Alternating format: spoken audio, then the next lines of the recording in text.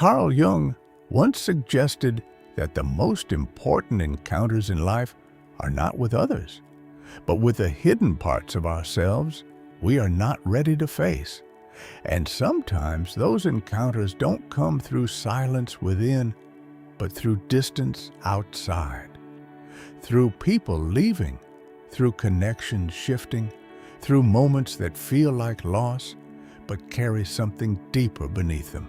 If you've been feeling that something has changed lately, not clearly, not loudly, but in a quiet and unsettling way, then this is not random. Something inside you has already begun to move. Not in them, in you. And whether you fully understand it yet or not, the people around you can feel it too. Before we go any further, there is something you need to hear clearly. What you have been feeling is real. You were not imagining the change. You were not too sensitive. You were not overthinking something that wasn't there. In fact, the hardest part of this experience has never been the emotion itself. The hardest part is the loneliness of it, that quiet, unsettling feeling that you are the only one noticing what is happening, that you are the only one sensing the shift, the distance, the subtle withdrawal that no one is explaining. Maybe you felt pulled close one moment and pushed away the next. Maybe you were left questioning what they truly felt because their actions and words never aligned.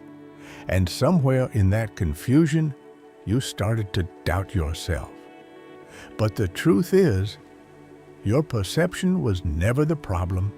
Your awareness was simply ahead of your acceptance. You may recognize this pattern more than you would like to admit. They watch you, but don't speak. They appear briefly, then disappear again. Sometimes they feel close, almost intimate, and then suddenly distant, unreachable. And the most confusing part is this: just when you begin to let go, just when you start to pull your energy back, they reappear. Not fully, not clearly, but just enough to make you question everything again. This is not random. This is not coincidence. There is a psychological pattern behind this behavior, and once you see it, you will never interpret it the same way again. What you are experiencing follows a very specific inner mechanism. In depth psychology, this often happens when someone begins to lose emotional control over a connection. The moment you stop chasing, stop explaining, stop waiting, something inside them reacts. Not because they suddenly stop caring, but because they start to feel something far more uncomfortable. The possibility of losing you. And for someone who is not ready to face their own emotions, that realization can trigger defense instead of honesty. If you have ever reached a point where you stopped chasing someone and everything began to change afterward, hold on to that moment, because that moment is not weakness. It is a shift in power. And that shift is where everything begins. One of the first things that happens when a person feels they are losing emotional control is that their ego activates a defense mechanism. Instead of expressing what they feel directly, they begin to create distance, not because the feeling disappeared, but because acknowledging it would mean vulnerability. And vulnerability, for many people, feels like losing control.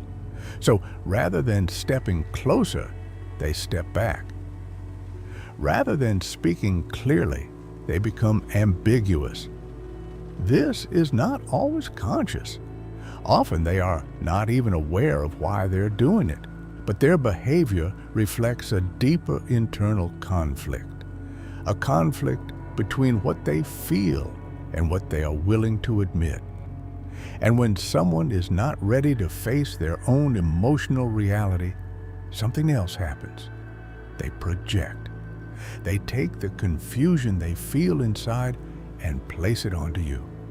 They make you question your reactions. They make you feel like you are too much, like you are the one who is overinvested, overly emotional, overly attached. But in truth, what you are experiencing is the reflection of their own internal discomfort. Projection is one of the most common psychological defenses. It allows a person to avoid confronting their own feelings by externalizing them. And if you're not aware of it, you begin to carry emotions that were never truly yours. Pause for a moment. Place your attention on your chest. Feel your heartbeat. There is a quiet intelligence in your body that often understands truth long before your mind accepts it.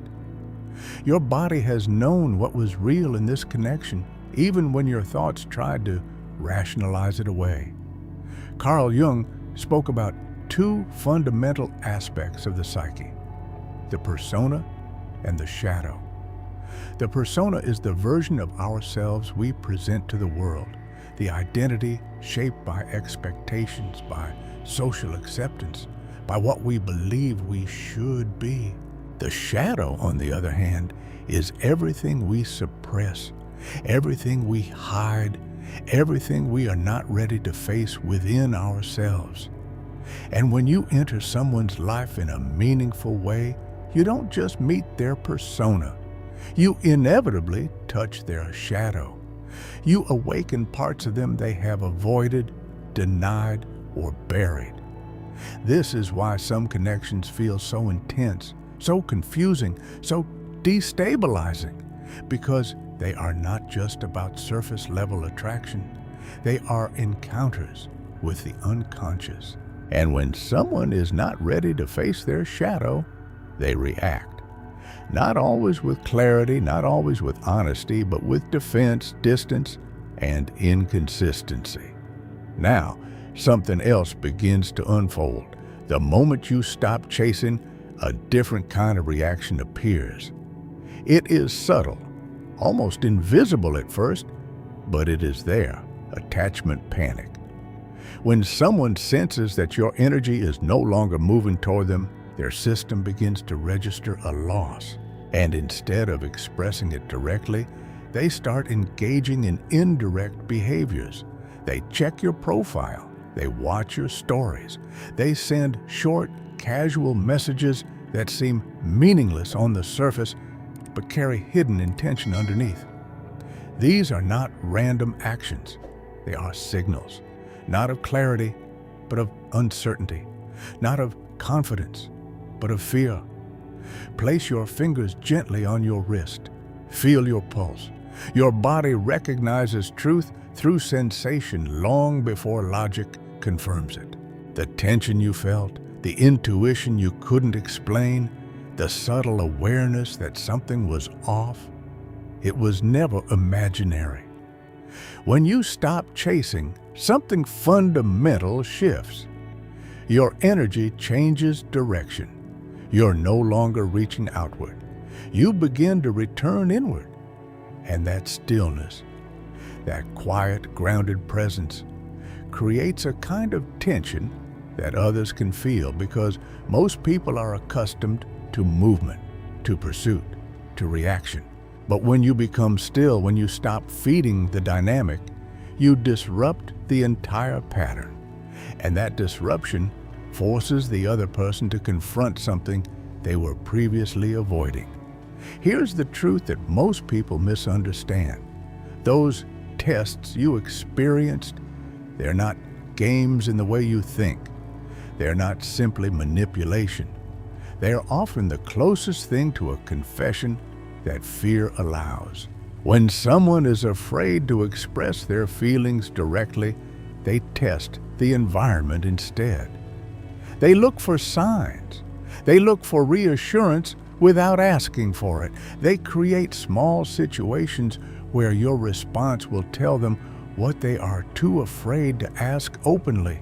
It is not mature. It is not healthy. but it is human. But here's where everything changes. Because this is not really about them, it is about you. While you were trying to understand their behavior, something deeper was happening within you. You were changing slowly, quietly, almost without noticing. You began to withdraw your energy. You began to question patterns you once accepted. You began to feel that something no longer aligned. And that shift is far more important than anything they're doing. If you can feel that change inside yourself, even slightly, even uncertainly, then recognize what it is. It is the beginning of a new identity. Not the version of you that waits. Not the version of you that explains, overgives, overthinks, and overextends just to maintain a connection. But a version that is starting to recognize its own value without needing external confirmation. There comes a moment, subtle but undeniable, when you realize you can no longer continue being who you used to be. Not because you decided it logically, but because something inside you refuses to cooperate anymore. The version of you that tolerated confusion, that accepted inconsistency, that stayed silent to avoid losing someone, begins to dissolve. And with that dissolution comes a strange kind of grief. Not just for the person you're letting go of, but for the version of yourself that existed within that connection. You're not only losing them, you're shedding an identity. This is why it hurts in a way that is difficult to explain, because what is leaving your life is not just a person. It is a pattern, a way of relating, a version of yourself that once believed it had to earn love, maintain it, protect it, and sometimes even beg for it without words. And when that version begins to fade, there is emptiness, silence, a space that feels unfamiliar and uncomfortable. Most people run from that space. They rush to fill it with distraction, with new connections, with anything that can prevent them from feeling the absence. But what you're doing is different. You're staying. You are allowing the silence to exist. You're sitting in it, even when it feels heavy.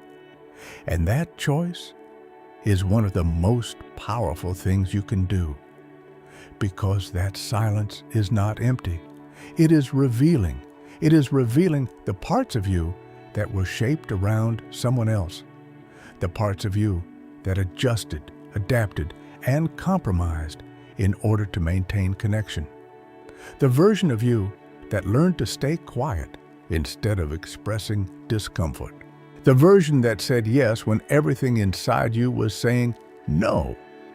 Those parts are now visible, not because something went wrong, but because something is finally becoming clear. Carl Jung described this process as a confrontation with the shadow, not the shadow as something dark or negative, but as everything that has been pushed out of awareness. The parts of you that were denied, suppressed, or ignored in order to be accepted. And when relationships begin to fall apart, those hidden parts often rise to the surface, not to destroy you, but to be integrated. This is where real transformation begins, because as long as those parts remain unconscious, they continue to shape your behavior from behind the scenes. They influence the people you're drawn to, the patterns you repeat, the dynamics you tolerate. But when you begin to see them, to acknowledge them, to understand them, something shifts. You move from reacting unconsciously to responding consciously, and that is the beginning of power. You may start to notice that some of the pain you felt was not only about the other person, it was also about what the connection represented, the hope it carried, the identity It allowed you to maintain the role you played within it. And when that role disappears, you're left with something unfamiliar, yourself, without the mask. Jung once said that the persona is a mask we wear to meet the expectations of the world. But when that mask becomes too rigid, too disconnected from the true self, it eventually cracks. And when it does, life begins to remove everything that was built around it, not as punishment, but as correction. So what you are experiencing is not random. It is not meaningless. It is a recalibration. You begin to see that some connections were never meant to grow with you. They were aligned with a version of you that no longer exists.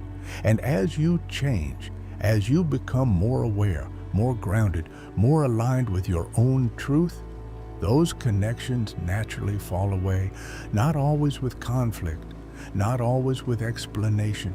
Sometimes they simply dissolve quietly, like something that has completed its purpose. And in that space, something new begins to emerge. At first, it may not feel like growth. It may feel like loneliness, like disconnection, like uncertainty. But beneath that surface experience, something deeper is taking place. You are learning to exist without depending on external validation. You are learning to sit with yourself without needing distraction. You are learning to recognize your own worth without needing it reflected back to you. This is not an easy process. It challenges everything you have been conditioned to believe about connection, about love, about identity. But it is necessary, because true connection cannot be built on self-abandonment. There is also something important to understand about forgiveness. Not forgiveness as a concept directed toward the other person, but as an internal release. When someone leaves, or when a connection ends, it is natural to feel anger, confusion, even resentment. But holding on to those emotions binds you to the experience. It keeps you connected to something that is no longer present. Letting go without resentment is not about denying what happened. It is about refusing to carry it forward. It is recognizing that both you and the other person acted from your level of awareness at the time, that there were wounds, fears, and limitations influencing both sides. And that understanding does not justify the pain, but it allows you to release it without turning it into identity. Jung expressed this idea in a very simple but profound way. What you resist persists. What you accept transforms. Acceptance does not mean agreement. It means clarity. It means seeing what is without distortion. And from that clarity, choosing to move forward without carrying unnecessary weight. At some point in this journey, you begin to make a different kind of decision. Not a loud decision, not one that requires announcement or explanation, but a quiet internal shift. You choose peace. And choosing peace often requires letting go of things that once felt important. People, patterns, attachments, not because they were entirely wrong, but because they no longer align with who you are becoming. There are connections that create more inner conflict than silence ever could. There are interactions that drain more energy than solitude. And when you begin to recognize that, your priorities change. You stop explaining yourself to those who do not understand. You stop trying to maintain dynamics that require you to diminish yourself.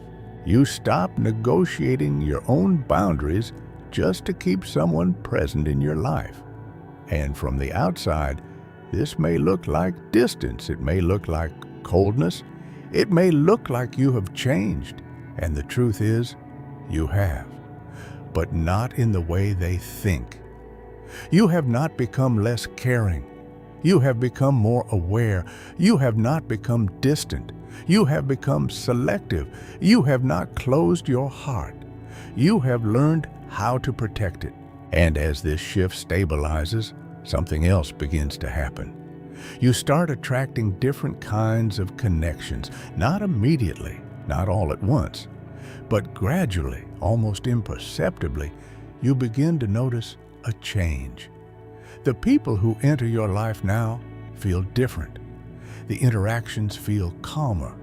There is less confusion, less tension, less need to analyze every word or action, because these connections are not built on uncertainty. They are built on alignment. You no longer feel the need to perform, to prove, to adjust yourself to fit into someone else's expectations. Your presence is enough. Your authenticity is enough. And this is why everything that happened before was necessary. The loss, the confusion, the silence, the distance. All of it served a purpose. It cleared space. It removed what could not grow with you. It revealed what needed to be seen. So when you look back now from this new perspective, you may begin to understand something that was not visible before. You did not lose people. You lost the version of yourself that was willing to lose yourself to keep them. And that is not loss. That is liberation. Now you stand in a different place, a place where you no longer wait to be chosen, a place where you no longer need to explain your worth, a place where your sense of self is not dependent on someone else's presence or absence. You understand something now that cannot be unlearned, that solitude is not emptiness, it is space. That silence is not rejection. It is clarity. That letting go is not failure. It is alignment. And from this place, you can finally say something that once felt impossible. I am not losing people. I am returning to myself. Take a moment, breathe. Notice the space within you. The space that once felt filled with anxiety, with anticipation, with the constant need to interpret and understand. Feel how that space is different now.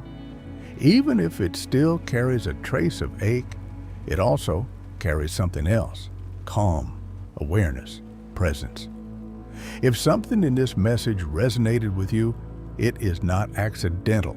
It means you are already in the process, already moving through this transformation, whether you fully realize it or not. And there are many others walking this path as well, quietly, individually, each one facing their own patterns, their own shadows, their own awakening. You're not alone in this. And more importantly, you're no longer disconnected from yourself.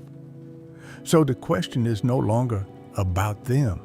It is about you. Who are you becoming now that you're no longer trying to be who you were? And are you ready to fully step into that version of yourself?